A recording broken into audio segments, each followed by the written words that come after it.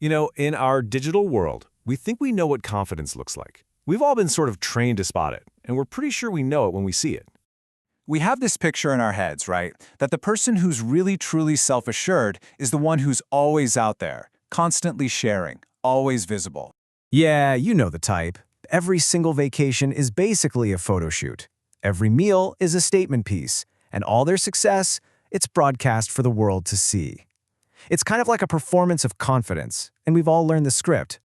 Okay, but here's where things get really interesting. What if we've been looking in all the wrong places? What if the loudest person in the digital room isn't actually the most secure one? Let's dive into that. So it all starts with this huge shift in where they get their self-worth.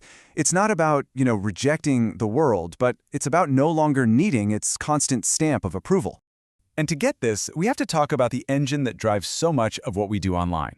You could say that pretty much every platform runs on one single thing: validation. I mean, think about it. Every time someone posts something, they're kind of putting themselves up for review. Each one of these things, likes, comments, views, it becomes a tiny little verdict. Do people approve of me? Do they like what they see? That can be a totally exhausting cycle to be in. And that right there is the core difference. For the person who doesn't post, that big question, do people like me?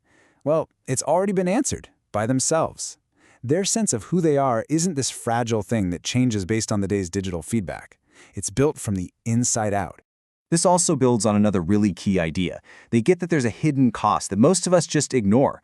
We tend to think of attention as this great thing, like a free resource. But is it really? So what's fascinating is the contrast here. Attention looks free, right? But every time you ask for it, you're also opening the door to all this other stuff: judgment, comparison, criticism. It's just a constant stream of outside noise that can completely drown out your own voice. And that's the whole key. They see attention not as an asset but as an expense. It costs them their energy, their peace of mind, their focus. So they make a choice to invest that precious focus into things that actually build their life. Their work, their goals, their real-world relationships. And this leads to another huge difference in how they experience the world. It's really the gap between living a life and just documenting one for an audience. So many of us, whether we realize it or not, we fall into this trap.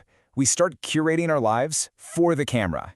The experience itself starts to feel less important than how it's going to look online. We pause that beautiful sunset just to get the perfect shot. But in that process, do we miss the sunset itself?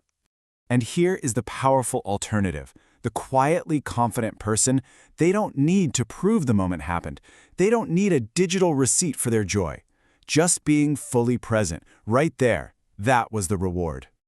Just think about that for a second. Their most cherished, most formative, most joyful experiences, they exist only for them and for the people who are actually there.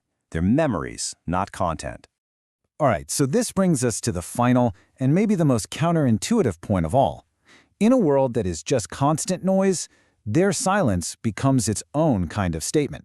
It's a weird paradox, isn't it? When the default setting is to overshare, restraint actually becomes magnetic. It creates this sense of depth, a little bit of mystery. You can't help but wonder what they're up to, precisely because they're not telling you. And look, this is a really important distinction to make. Their quietness isn't coming from a place of fear or insecurity. They are not hiding. The real point is that they're also not performing. They've just decided to opt out of the show. This might be the most powerful takeaway of all. All of that energy that normally goes into crafting an image, managing a personal brand, and putting together a highlight reel, it gets redirected. It's channeled inward, into building skills, into learning, into genuine self-development. And this right here gets to the absolute heart of it. True, unshakable confidence isn't about the applause you get from the crowd. It's that quiet self-assurance you feel when you're in an empty room. It's rooted in self-knowledge, not in public perception. And maybe that's the final thought. The next time you're trying to figure out who's confident in a room, don't look for the person broadcasting their every move. Look for the one who seems perfectly content just being there, watching, listening, and living. It really is the ultimate question, isn't it? When the likes are gone and the comments fade and the audience disappears, who are you really? The answer to that's where real confidence is found.